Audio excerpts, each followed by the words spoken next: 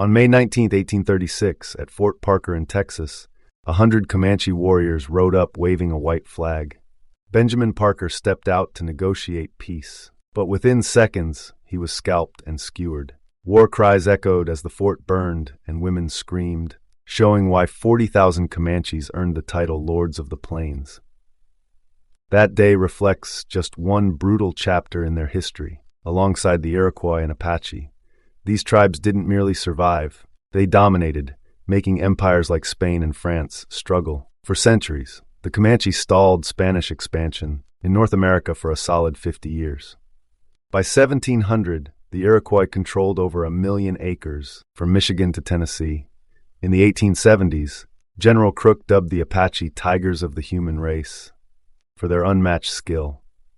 But here's the real question. Were they just bloodthirsty savages, or tactical geniuses defending their way of life? How did these three tribes outmatch global superpowers time and again?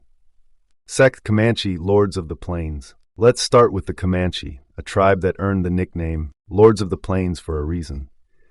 These guys came from the Shoshone tribe, way back around the 16th century, living in the tough, sprawling Great Basin of the western United States.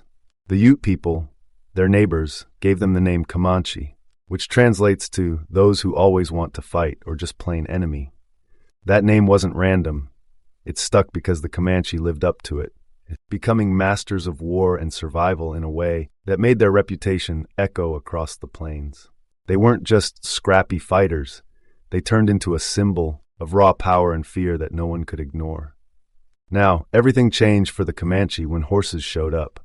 Around 1540, the Spanish rolled into North America with these animals, and by the early 1600s, the Comanche had made them their own.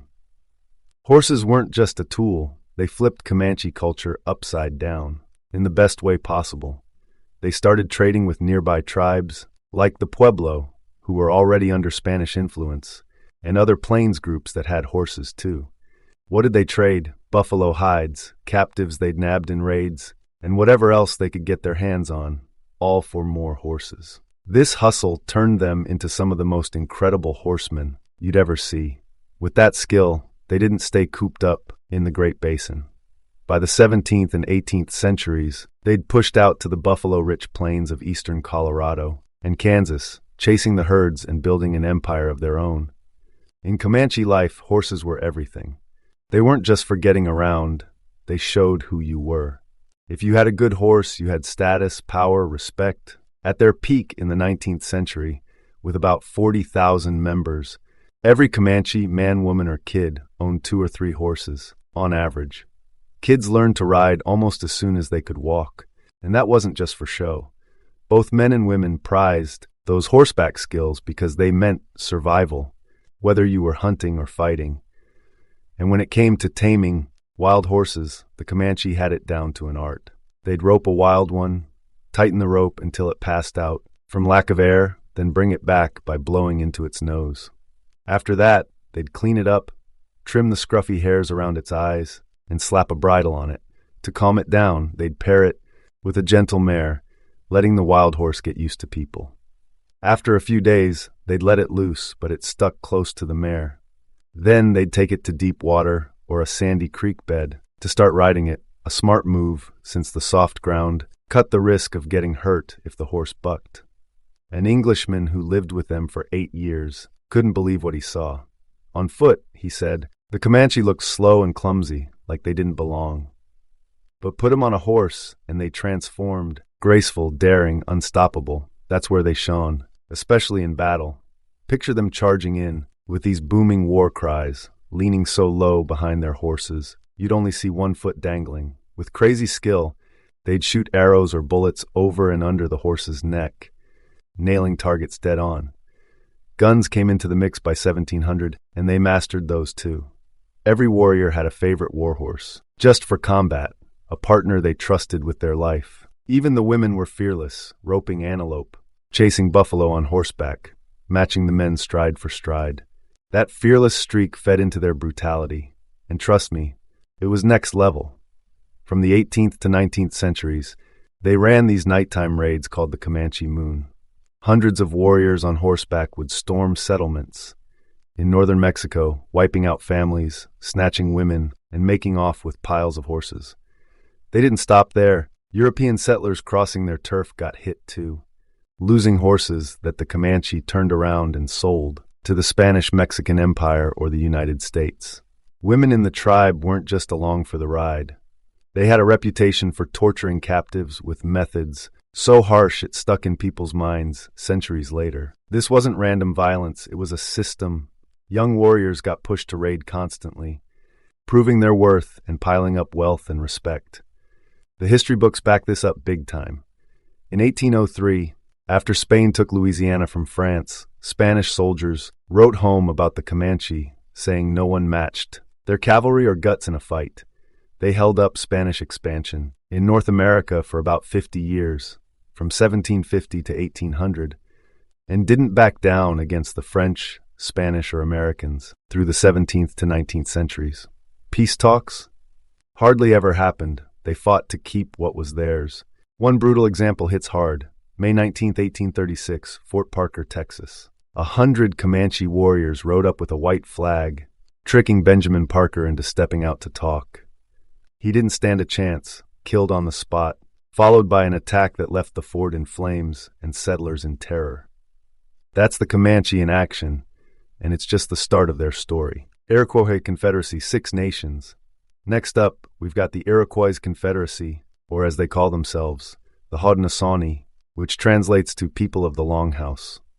This wasn't just a tribe, it was a powerhouse alliance that kicked off around the 15th century, somewhere between 1450 and 1500. 5 nations started it: the Mohawk, Oneida, Onondaga, Cayuga, and Seneca. Later in 1722, the Tuscarora joined in, making it the 6 nations we know today. Each group brought something unique to the table. The Mohawk out east were the first to tangle, with European settlers showing up in the 1600s. Meanwhile, the Oneida and Onondaga held it down in the Great Lakes region, deep in the heart of what's now upstate New York. This setup wasn't some loose friendship. It was a tight, sophisticated system that showed off the political and social smarts of these indigenous folks. What made the Iroquois stand out was their military game. Kids didn't mess around growing up in this world. From the time they could hold a weapon, they were training with bows, arrows, spears, and clubs, getting their skills razor sharp. By the time they hit 13 or 15, these teenagers weren't just playing war games. They were out raiding neighboring tribes like it was their job. Starting in the 16th century, they went after groups like the Huron, Erie, and Susquehannock, pushing their borders and making enemies shake in their boots. This wasn't random chaos either. Those early years in battle turned them into relentless warriors who fought with a fire you couldn't match. That kind of grit didn't just earn them respect. It shot some of them up to become big-time military leaders in the Confederacy. Now let's talk about how brutal they could get, because the Iroquois didn't play nice with captives.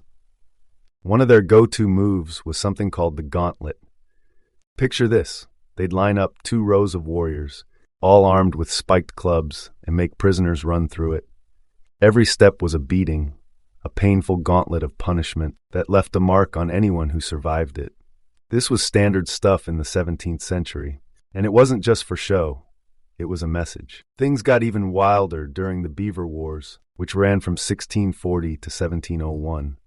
The Iroquois were out for blood and territory, and they didn't hold back. In 1649, they hit the Huron hard near the Great Lakes, basically breaking them apart and scattering what was left. Then in 1676, they rolled over the Susquehannock in what's now Pennsylvania, locking down that win with no mercy. These weren't small skirmishes. They were full-on campaigns that reshaped who controlled what in North America.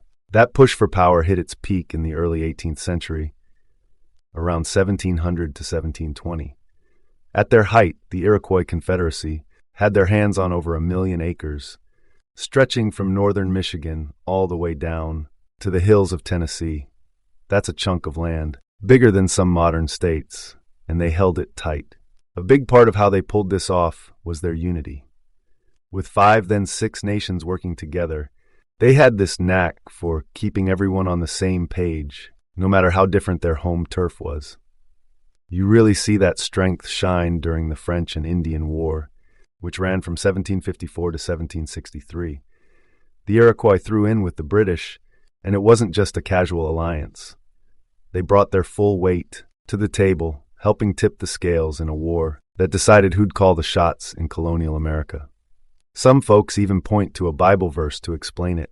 If one can overpower him who is alone, two can resist him, and a cord of 3 strands is not easily broken.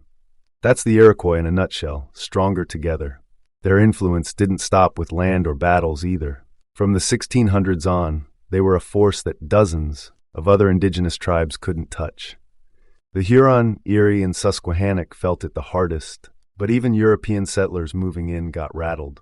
The Iroquois didn't just fight to win, they fought to dominate, and that left a mark on everyone around them. Think about it. While the Comanche were tearing up the plains on horseback, the Iroquois were building a network that held strong against chaos. They weren't flashy, like cavalry charging in. Their power came from discipline, training, and sticking together through thick and thin. By the time they hit their stride in the 1700s, they had carved out a legacy that still echoes in history books today. That's the Six Nations for you, a crew that turned unity into a weapon sharper than any club or arrow. Apache, tigers of the human race. Now let's talk about the Apache, a group that carved out a name for themselves as some of the toughest fighters in the Southwest. They came from the southern branch of the Athabascans, a big family that stretched all the way from Alaska and western Canada down to the southwestern United States. That migration kicked off around the 13th or 14th centuries, landing them in a territory that ran from the Arkansas River in the north to northern Mexico in the south, and from central Texas over to Arizona. This wasn't some cozy patch of land either. It was rugged, harsh country, surrounded by heavy hitters like the Spanish, Comanche, Ute, and later the Americans. But the Apache didn't just hang on. They thrived, turning that rough terrain into their playground and proving they could stand toe-to-toe with anyone who came at them. What set the Apache apart was their combat style, and man, were they good at it. By the 17th century, they'd mastered guerrilla warfare, hitting enemies with stealth and surprise like nobody else. They'd hide out in the brush or rocks, waiting for the perfect moment. Then bam, they'd strike fast and vanish before you could blink. They started with traditional bows, but when the Spanish showed up in the 1600s with rifles, the Apache didn't hesitate to grab those too. Same deal with horses and steel weapons. They took what the Europeans brought and made it their own. On horseback, they could fire 5 to 7 arrows so quick, you'd see a bunch in the air before the first one even hit. Up close, they were just as deadly, swinging spears and knives like they were born with them in hand. That mix of old-school skills and new tech made them a nightmare to face, whether you were on foot or riding alongside. But it wasn't just about weapons. The Apache had endurance that blew people away. U.S. military records from the 19th century say these guys could cover 50 to 70 miles a day on foot, keeping pace with mounted fighters without breaking a sweat. That's not an exaggeration. Imagine running through desert heat or mountain trails day after day and still having the energy to fight. When it came to brutality, they didn't hold back either. Captives caught the worst of it, especially during clashes with the Spanish from the 1600s to 1800s. The Apache tortured and killed without mercy, using methods that left a dark stain on their legend. It wasn't pretty, but it sent a clear signal. Mess with us and you'll regret it. That ferocity wasn't random. It was baked into their survival strategy, keeping enemies off balance and scared to push too far. Their impact stretched across centuries because they refused to buckle. From the 16th to the 19th centuries, they held their ground against a lineup of tough opponents. The Spanish colonial forces, the Comanche tearing up the plains, the Ute in the mountains, and eventually the Americans moving west. They adapted to every challenge, turning the tables on bigger, better-armed groups with nothing but grit and smarts. Things got intense in the 19th century, especially between 1860 and 1880 when they squared off against the U.S. Army. Leaders like Geronimo kept the fight alive, leading raids and dodging capture in a cat-and-mouse game that drove the military nuts. Geronimo finally surrendered in 1886, but by then, the Apache had already cemented their reputation. As a force, you couldn't just steamroll over. They weren't about big pitched battles. They hit hard, faded away, and lived to fight another day. People noticed too, especially the ones who had to face them. General George Crook, who tangled with them in the 1870s, didn't mince words. He called the Apache tigers of the human race, and you can see why. It wasn't just their skills, it was the respect and fear they commanded.